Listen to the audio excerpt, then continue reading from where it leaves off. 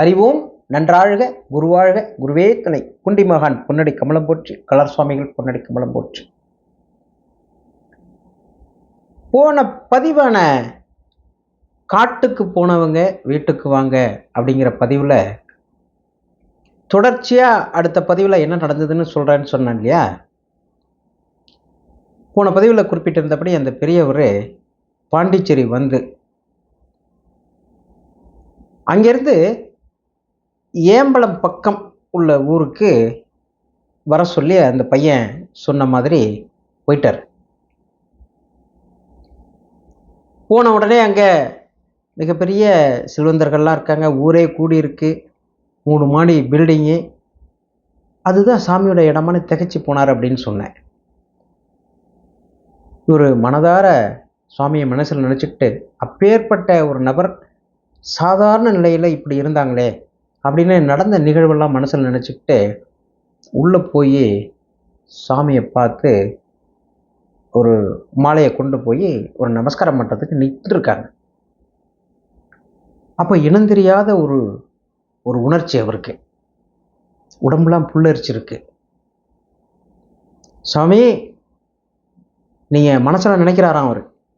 சாமி, நான் இந்த ஊர் தான் அப்படின்னு சொல்லாமல் நானும் கேட்கவும் இல்லை, நீங்களும் சொல்லவும் இல்லை, இப்படிப்பட்ட ஒரு நிலையில் நீங்கள் இந்த சொன்ன மாதிரி ஆயிட்டீங்களே சாமி அப்படின்னு சொல்லி மனதார மனசு ஒன்றி போய் சுவாமியவே பார்த்துட்டு இருந்திருக்காரு. அந்த சித்தர் என்ன பண்ணியிருக்காரு, கண் திறந்து இவரை பார்த்துருக்காரு.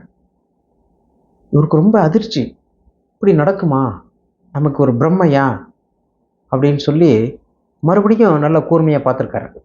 அப்போ கண் திறந்து சுவாமி இவரையே பார்த்துக்கிட்டு இருந்திருக்காரு. இவர் அக்கம் மக்கள்லாம் பார்த்துருக்காரு. நமக்கு மட்டும்தான் தெரியுதா, இது எல்லாருக்கும் இந்த மாதிரி சாமி கண்ணு முழிச்சு பார்க்குறது தெரியுதா அப்படின்னு சொல்லி வேற யாருக்கும் அது தெரியல. அவங்கவுங்க வேலையை பார்த்துட்டு இருந்திருக்காங்க, சூழ்நிலைக்கு தகுந்த மாதிரி இருந்திருக்காங்க. இவர் மறுபடியும் நெருக்கத்தில் பார்த்துருக்காரு. சுவாமி இவரையே பார்த்து இருந்திருக்காரு. அவங்க கிட்டத்தில் போய் ஒரு நமஸ்காரம் பண்ணியிருக்காங்க. மனதார நினச்சி தெய்வமே சித்தர் பெருமானேன்னு சொல்லி மனமுருகி நின்றுருக்கார். அப்போ கடைசியாக இவரை முழுமையாக கண் திறந்து கண் விரிய நல்லா பார்த்துட்டு சுவாமியை கண்ணை மூடிட்டாங்களாம். பெரிய பேரெதிர்ச்சி இவருக்கு. இப்படி ஒரு நிகழ்வு தன் வாழ்நாளில் நடந்தது இல்லையே. என்னுடைய பாரம்பரியமான ஜோசிய விஷயம் மட்டும்தான் எனக்கு தெரியும். சின்ன வயசுலேருந்து நம்ம வள்ளலாருடைய ஒரு அபிமானத்தில் இருக்கோம். இன்னை வரைக்கும் அவர் தான் நம்மளை காப்பாற்றிக்கிட்டு இருக்காரு.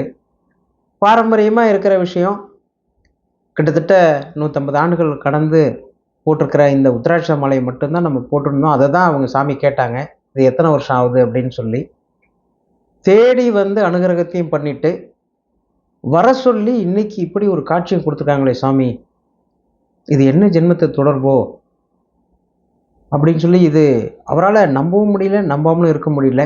ஆனால் நடந்த நிகழ்வுகள் அத்தனையும் உண்மையாக இருக்கிறதுனால நம்ம ஏற்றுக்கணும். இது மிகப்பெரிய ஒரு அதிசயமான விஷயம் அப்படின்னு சொல்லி அவர் அங்கேருந்து மெதுவாக வந்துட்டார். இந்த விஷயம் கூட நான் என்னுடைய குருநாதர் கலர் சுவாமிகள் கடைசி நேரத்தில் இருக்கும் பொழுது கண் துடித்தது சொன்னேன் இல்லையா, அதை சொல்லும்போது தான் இந்த விஷயத்தையும் அவர் என்கிட்ட சொன்னார். இப்படி ஒரு நிகழ்வு உங்களுக்கு அப்படி நடந்ததுயா, எனக்கு இப்படி நடந்தது. அவங்கள அந்த துடிப்பெல்லாம் நீங்கள் பார்த்ததா சொன்னீங்க, உணர்வெல்லாம் உணர்ந்ததா சொன்னீங்க, ஆனால் கண்ணி விழிச்சே சாமி பார்த்தாரு என்ன அப்படின்னு அவர் சொன்னார். வீட்டுக்கு போயிட்டு அவர் வழக்கம் போல் சுவாமியை நினச்சி உள்ளுக்குள்ளே ஒரு வருத்தமாக இருந்தாலும் இப்படி ஒரு சம்பவம் நடந்ததை ஒரு பேரானந்தத்தில் அதிர்ச்சியாகவும் அவர் அமர்ந்திருக்காரு. போய் அவருடைய இடத்துல உட்காந்து தியானத்தில் உட்காந்துருக்காரு. அப்போ தான் ஒரு விஷயம் அவருக்கு புரிஞ்சிருக்கு. சுவாமி நடமாட்டத்தில் இருக்கும் பொழுது வீடு தேடி வந்து இவர் வீட்டில் சாப்பிட்டுட்டு வெளியில் பிச்சைக்கும் ஆட்சிட்டு போய் அவரை எல்லா விஷயங்களுக்கும் உட்படுத்தி பணம் பிரதானம் அல்ல அப்படிங்கிறதையும் புரிய வச்சு எதிர்காலத்தில் நான் இல்லைன்னாலும் என்னுடைய சார்பாக இது மக்களுக்கு ஆசீர்வதிக்கும்னு சொல்லி அந்த பொருளையும் இவர்கிட்ட கொடுத்து அதோடு தன் சித்தி அடைந்ததுக்கு அப்புறம் அவருடைய அருளா நயன தீட்சை கொடுத்துருக்காரு. அதுக்கப்புறமே இவர்கிட்ட சில நிலைப்பாடுகளுக்கெல்லாம் மாறுது. இவரும் ஒரு வேலையில் இருந்து அதற்கப்புறம் பரம்பரை தொழிலை கொஞ்சம் கொஞ்சமாக வயதானதுக்கு அப்புறம் எடுத்து சொல்ல ஆரம்பித்து நல்ல நிலைப்பாட்டில் சொல்லிகிட்டு இருக்காங்க. ஏன்னா இந்த விஷயம் அவங்க பரம்பரையாக தொடர்ந்த ஒரு விஷயம், கற்றுக்கிட்டவங்க இல்லை, அவங்க மரபணுவிலே இருக்கிற விஷயம். அவர் சொன்னார், தோஷத்திலேயே மோசமான தோஷம் ஒன்று இருக்கியா, அதுதான் 8 விதமான தோஷங்களை கொண்ட தோஷம், அதான் அஸ்தங்க தோஷம்னு சொன்னார். அப்படின்னா என்னையா அப்படின்னு கேட்டேன். நமக்கு மொத்தம் 21 தலைமுறைக்கு உள்ள தோஷங்கள் எல்லா மனிதனுக்கும் பின்தொடர்ந்து வரும்யா. ஒரு பிறவியில் அவன் கொலைக்களவு பண்ணியிருப்பான், ஒரு பிறவியில் மாட்டை அடிச்சிருப்பான், ஒரு பிறவியில் ஒரு பொண்ணை ஏமாத்திருப்பான், ஒரு பிறவியில் அடுத்தவன் சொத்தை அபகரிச்சிருப்பான், கோயில் நிலத்தை அபகரிச்சிருப்பான், கோயிலே நடக்க விடாமல் பண்ணியிருப்பான், இப்படியான அபவாதங்கள்லாம் பண்ணியிருப்பான்.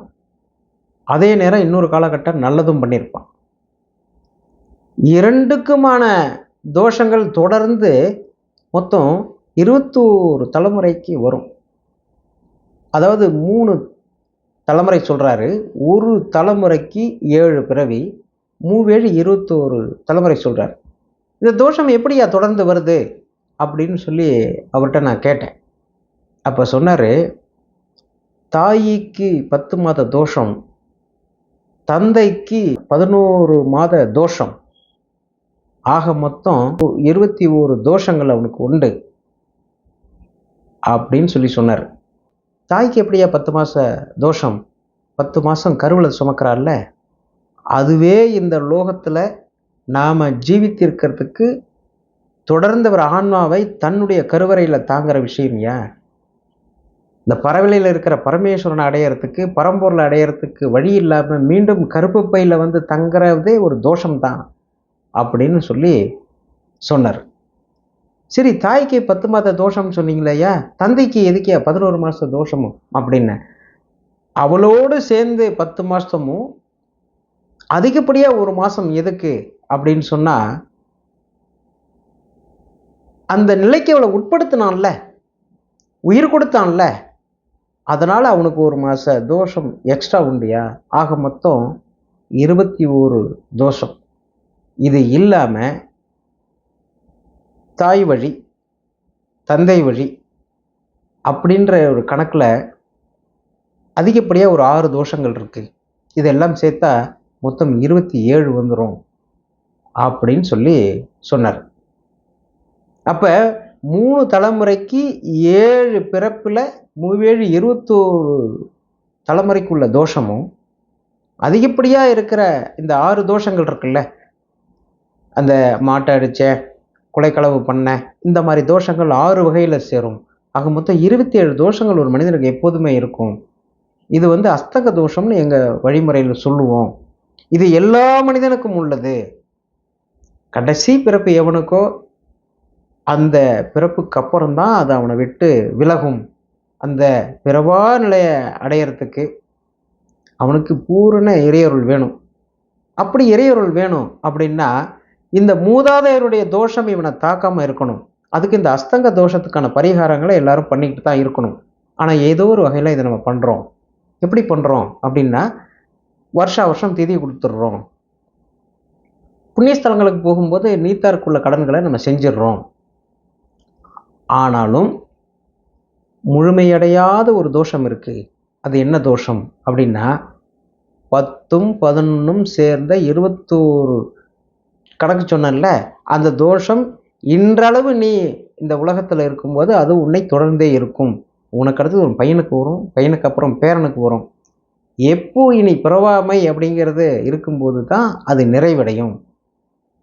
சரி, அதை நிறைவடைகிறதுக்கு என்னையா வழி அப்படின்னு கேட்டால், இதுக்கு முன்னாடி நம்ம பிறப்பெல்லாம் எடுத்திருப்போம் இல்லையா, இந்த மூதாதையர் வழி வந்திருப்போம் இல்லையா, அவங்களுடைய பூரண ஆசீர்வாதம் இருந்தால் தான் இது நிறைவு பெறும். அதற்கு குலதெய்வம் அனுகிரகம் பண்ணும் அப்படின்னு சொன்னார். சரி, அப்படின்னாக்கா இதை நம்ம செஞ்சிட்டோம் அப்படின்னு சொன்னாக்கா அந்த தோஷங்கள் நிறைவடைஞ்சிருமா அப்படின்னு சொல்லி கேட்டேன். நிறைவடைஞ்சிருமான்னா எதெல்லாம் உனக்கு தடைப்பட்டு இருக்கோ அதெல்லாம் நிறைவாயிடும் அப்படின்னார். பொதுவாக அவர் என்ன சொல்றாரு, 27 வயதிற்கு அப்புறம் பிறந்த வீட்டில் பெண் இருந்தாலே பூப்படைந்ததிலிருந்து 27 வருடங்களுக்கு அப்புறம் அந்த வீட்டில் அந்த பெண் மறுபடியும் ஒரு தாய்மை அடையாம இருந்துட்டாலே அது ஒரு தோஷம்னு சொல்றாரு. இன்னைக்கு 30, 31, 32 திருமணமே வேணாங்கிற சூழ்நிலையெல்லாம் இருக்கு. கலியோட காலம் அது. ஆதி காலத்துலலாம் அப்படி இல்லை. இவர் சொல்ற முறையெல்லாம் சித்தர் வழிபாட்டு முறையில தானே சொல்றாரு. அதே மாதிரி அந்த பெண் மறுபடியும் இங்கே அமரக்கூடாது. அதனால தான் 27க்கு முன்னாடியே பண்ணிடுவாங்க. நட்சத்திரங்கள் 27 ஒரு வகையில். அவர் சொல்கிற கணக்குப்படி பார்த்தா 10, 11, 21 இந்த தோஷங்கள் 6 சொன்னார் இல்லையா, அதெல்லாம் சேர்த்து இந்த 27 கணக்கு எப்படி கூட்டினாலும் அது 27 தான் வருது. சில பேர் என்னை திட்டுவான், உருப்புறதை 27 இல்லைன்னு திட்டுவான். அந்த மாதிரியான அந்த 27ங்கிற ஒரு நிலைப்பாடு ஒன்று இருக்கு. அதில் ஒரு 6 தாய் தகப்பன் தோஷத்தோடு சேர்த்து இது 8 அப்படின்னு கணக்கு வரும். அந்த 8ங்கிறது தான் அஸ்தங்க தோஷம்னு அவர் சொல்றாரு. 8 விதமான விஷயங்களுக்கான தோஷம். இது புத்திர தோஷமாக இருக்கலாம், 2வது திருமண தோஷமாக இருக்கலாம், தடை தாமதமாக இருக்கலாம்,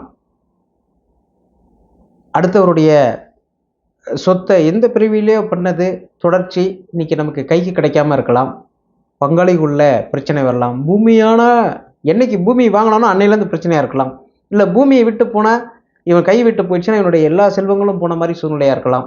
எல்லாமே இதுக்குள்ளே அடக்கமாயிடும். அதனால் ஒவ்வொரு மனிதருக்கும் ஏதோ ஒரு வகையில் இந்த அஸ்தங்க தோஷங்கிறது தொடர்ந்து வரும் அப்படிங்கிறத சொன்னார். கடவுள் பக்கத்தில் இருக்கக்கூடிய நண்பர் ஒருத்தர் அவர்கிட்ட அணுகியிருக்காரு. இன்னொரு நண்பர் சொன்னார் அப்படின்னு சொல்லி அவருக்கு திருமணத்தில் பிரச்சனை. அவர் என்ன பரிகாரம் சொன்னார் அப்படிங்கிற விஷயத்த இப்போ நான் உங்களுக்கு முன்னாடி சொல்கிறேன். ஆனால் இது அவர் சொன்ன பரிகாரம். இதை இல்லாமல் அஸ்தங்க தோஷம்னு எல்லாரும் சொன்னாருங்க, எல்லாருக்கும் பண்ணிக்கலாம் அப்படின்னு சொன்னார் இல்லையா, அந்த தோஷத்துக்கான பரிகாரத்தையும் சொல்கிறேன் அவருடைய அனுமதியோட. ஒரு முறை அதை பார்த்துட்டு அப்புறம் நீ வேணா சொல்லுன்னு சொல்லியிருக்கார். நண்பருக்கு என்ன அவர் சொல்லியிருக்காரு அப்படின்னா, திருமணத்துக்கான விஷயம் தானே அவர் போய் வந்தது. அதனால் சொன்ன பரிகார நெறிமுறையை சொல்கிறேன். இந்த லோகத்தில் வீட்டில் மகாலட்சுமி அம்சம் பொருந்திய விஷயங்களில் முறமும் ஒன்று இல்லையா. இந்த முறத்தை ஃபஸ்ட்டு வாங்கிக்க சொல்லியிருக்காரு. முறத்தை வாங்கி பன்னீர் போட்டு சுத்தப்படுத்திட்டு அதில் சுற்றி குங்குமம் வைக்க சொல்லியிருக்காரு. ஒரு மங்களகரமான சூழ்நிலையோட அந்த மஞ்சள் வாங்கி பூசி மங்களகரமாக அதை வைக்க சொல்லியிருக்காரு. முறம் அப்படின்னாலே அது மங்களகரம் தான். மகாலட்சுமி தானியம் வாசம் பண்ணக்கூடிய இடம்தான். மகாலட்சுமி தானியமாக தான் அங்கே தான் வாசம் பண்ணுறான். அதில் சுத்தப்படுத்தி தான் நமக்கு உணவாக கொடுக்குறான். அதனால தான் முறத்தை குங்குமம் வச்சு மரியாதை நிமித்தமாக படைப்பாங்க. பூஜையில் கூட முறத்தில் ஒரு கோலமெல்லாம் போட்டு அதில் நிறைய பொங்கல் மாதிரி வச்சு சில கோயில்களில் வீட்டில் படைக்கிறத பார்த்துருக்கேன். நமக்கு சித்ரா பௌர்ணமி அன்னைக்கு கூட வீட்டில் முறத்தில் தான் கட்டங்கள் 9 கட்டங்கள் போட்டு அதில் உப்பு மிளகா புளி இந்த மாதிரி விஷயங்கள்லாம் வச்சு படைப்பாங்க. மாங்காய் வேப்பம்பூ இந்த மாதிரி விஷயங்கள்லாம் இருக்கும். அந்த மாதிரி ஒரு மங்களமான ஒரு முறம் இருக்கு இல்லையா, இந்த முறத்தை செய்யக்கூடாத விஷயமும் ஒன்று இருக்கு. நமக்கெல்லாம் கடைசியாக போகக்கூடிய இடம், அந்த இடத்துல அந்த காரியத்தை பண்ணக்கூடிய அந்த குடும்பத்தில் இருக்கிற அந்த பெண்மணி அவங்க வீட்டில் இந்த முறத்தை இப்படி நிமித்தி சாத்தி வச்சுட்டா போதும், அவங்களுக்கான விஷயம் நடந்துடும். அவங்க வருமானத்துக்கான விஷயம் நடந்துடும் ஊரில் யாருக்காவது. அதனால தான் வீட்டில் கிராமத்தில் சொல்லுவாங்க, முறத்தை சாத்தி வைக்காத அப்படிம்பாங்க. ஒன்று சமதளத்தில் வைக்கணும், இல்லையா ஆணிலேயே அது மாட்டி வைப்பாங்க. ஆனால் பூமியில் நிமித்தி சாத்தி வைக்க மாட்டாங்க. அப்படி சாத்தி வைக்கக்கூடிய நபர் யார் அப்படின்னு கேட்டால், நம்மளுடைய கடைசி வேலைகளை செய்யக்கூடிய குடும்பத்தில் இருக்கிற பெண்மணி தான் அந்த காரியத்தை செய்வார். ரொம்ப நாள் ஆச்சு, வருமானம் இல்லை, ஏதாவது நமக்கு வருமானம் கிடைக்கணுமேன்னு சொல்லி அப்படி சாத்தி அந்த அம்மா வச்சுட்டாங்கன்னா ஊரில் ஏதாவது ஒரு சம்பவம் நடந்துடும். அப்படிங்கிறது கிராமத்தில் சொல்வாடையில் சொல்லக்கூடிய விஷயம். பேர்பட்ட அந்த முறத்தை வாங்கி அதில் அவர் சொன்ன நடைமுறைப்படி தயார் பண்ணி எடுத்து வச்சுக்க சொல்லியிருக்காரு. அதிகாலை 4லேருந்து 5:30 மணிக்கு எழுந்து குளிச்சுட்டு அதற்கு முன்னாடி ஒரு கலசம் ஒன்று வாங்க சொல்லியிருக்காரு. செம்பு கலசம், ஒரு காமாட்சி விளக்கு. இந்த காமாட்சி விளக்கை சொம்பையும் சுத்தப்படுத்தி அதில் குங்குமம்லாம் வச்சு ஒரு பூஜைக்கான நிறைமுறையோடு அதை எடுத்துக்க சொல்லியிருக்காரு. கிழக்கு பக்கமாக நின்று இந்த முறத்தை பிடிச்சோம்னாக்கா அந்த அகண்ட பகுதி அந்த பக்கம் இருக்கும், கிழக்கு பக்கம் இருக்கும். அந்த முறையில் அப்படியே பூஜை ரூமில் வைக்க சொல்லியிருக்காரு. அதற்கப்புறம் இந்த எழுத்தாப்புல வந்து மேற்கு பக்கமாக நின்று, இப்போ கிழக்கு பக்கம் வந்து முறத்தை வச்சுக்க சொன்னார் இல்லையா, அப்போ இந்த பக்கம் ரைட் சைடு வலது பக்கம் அந்த சொம்பை வைக்க சொல்லியிருக்காரு, இடது பக்கம் விளக்க வைக்க சொல்லியிருக்காரு. முன்பக்கம் வந்து அந்த விளக்க தீபத்தை ஏற்றிட்டு அதுக்கு ஒரு நைவேத்தியம் பண்ண சொல்லியிருக்காரு. என்ன நைவேத்தியம் அப்படின்னா 2 வாழைப்பழம், 2 கரண்டி தயிர், 2 ஸ்பூன் தயிர், கொஞ்சம் வெல்லம், 3த்தையும் நல்லா கலந்து அந்த முறத்து மேலேயே வச்சு தூப தீபம்ல ஊதுபத்திலாம் காட்டி கற்பூரம் காட்டி நைவேத்தியம் பண்ண சொல்லியிருக்காரு. அந்த தீபத்தை ஏற்றி வச்சுட்டு அதுக்கு முன்னாடி உட்கார்ந்து அந்த வீட்டுடைய குலதெய்வம் விநாயகரை வணங்கி, குலதெய்வத்தை வணங்கி, இஷ்ட தெய்வத்தை வணங்கி, இந்த கிராம தேவதைகள்லாம் வணங்கி, அதற்கப்புறம் இந்த மூதாதையர்கள்லாம் இருந்தாங்களே 7 தலைமுறையை 21 தலைமுறையை சேர்ந்தவங்களையும் வணங்கி,